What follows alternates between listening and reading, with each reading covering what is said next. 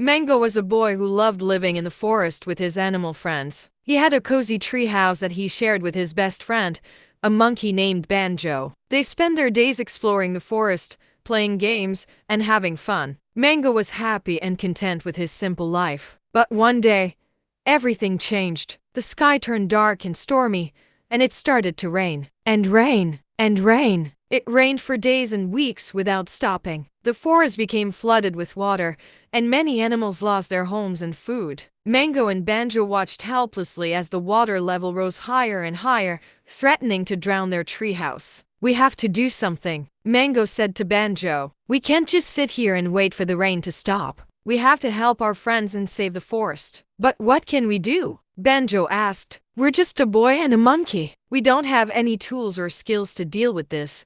What could they do next to help?" Please subscribe to this channel to support story writing.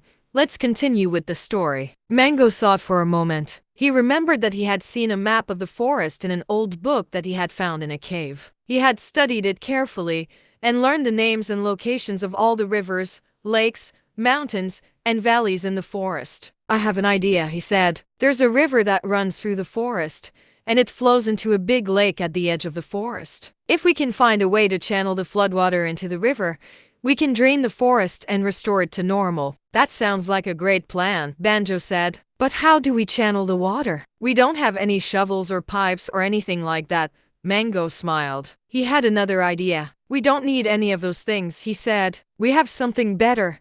Our friends." He explained his plan to Banjo, who nodded in agreement. "Let's go then," Banjo said. "We don't have much time to waste." They grabbed their backpacks and climbed down from their treehouse. They waded through the water, which was up to their knees, and headed towards the river. Along the way, they met many of their animal friends who were also struggling with the flood. They told them about their plan and asked them to join them. "Of course we'll help you," said Tia, the Tiger King of the forest. "You've always been kind and generous to us. We owe you our gratitude." "Thank you, Tia," Mango said. "We appreciate your help." They continued their journey, gathering more animals as they went. They reached a river which was swollen and raging with water. "Wow, look at that," Banjo said. "It's so powerful and scary." Mango nodded. He knew they had to be careful.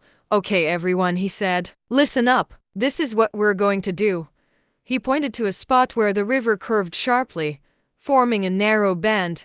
River was overflowing from this narrow bend and worsening the flood in the forest. "We're going to dig a canal from here to there," he said, pointing to another spot where the river widened again. "That way, we can divert some of the water from the river into the canal, which will lead it back into the river downstream. This will create more space for the floodwater to flow into the river and reduce the pressure on the river banks."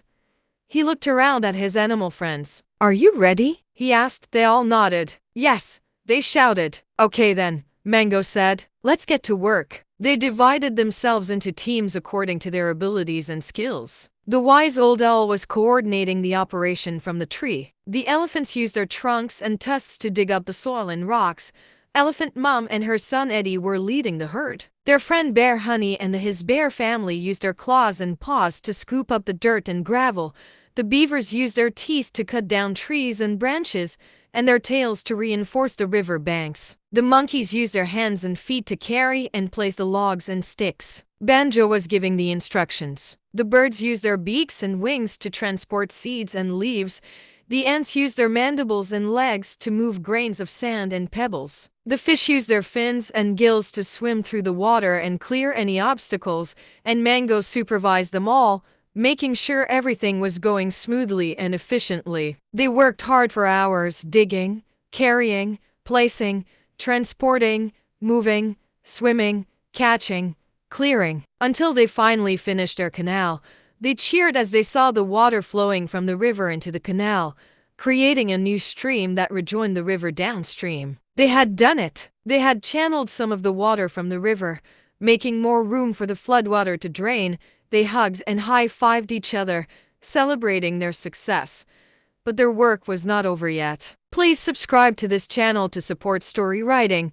Let's continue with the story. They still had to rescue the animals who were trapped by the flood. They decided to build a boat using the wood and materials they had left over from their canal. They worked together again, following Mango's instructions. They made a large and sturdy raft, big enough to fit all of them. They attached a sail made of leaves and vines. They also made some paddles and oars, just in case. They loaded their boat with some food and water. They were ready to set sail. They climbed onto their boat and pushed it into the water. The wind caught their sail, and they began to move. They sailed through the forest, looking for any signs of life. They saw many animals who were stranded on trees, rocks. They rescued them one by one, bringing them onto their boat. They also saw many animals who were swimming or floating in the water, trying to stay alive. They threw them ropes or nets and pulled them onto their boat. They also saw many animals who were injured or sick, suffering from the cold or hunger. They treated them with herbs and bandages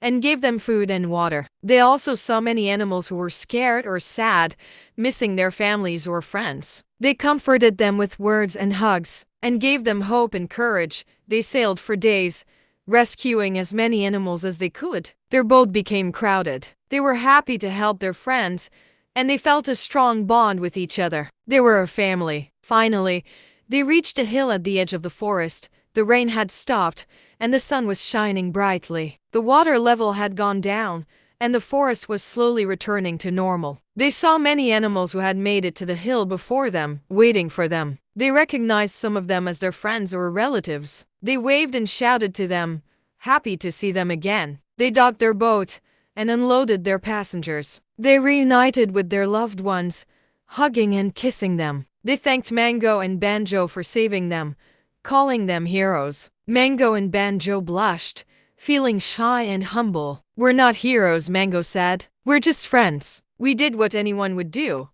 We couldn't have done it without you," Banjo said. "You're all amazing. You're all heroes." They smiled at each other, feeling proud and grateful. They had done it. They had saved the forest and its inhabitants from the flood. They had overcome the challenge with teamwork and friendship. They had learned a valuable lesson, that together, they can achieve anything. Thank you for listening. Please subscribe to this channel. Stay tuned for more interesting stories.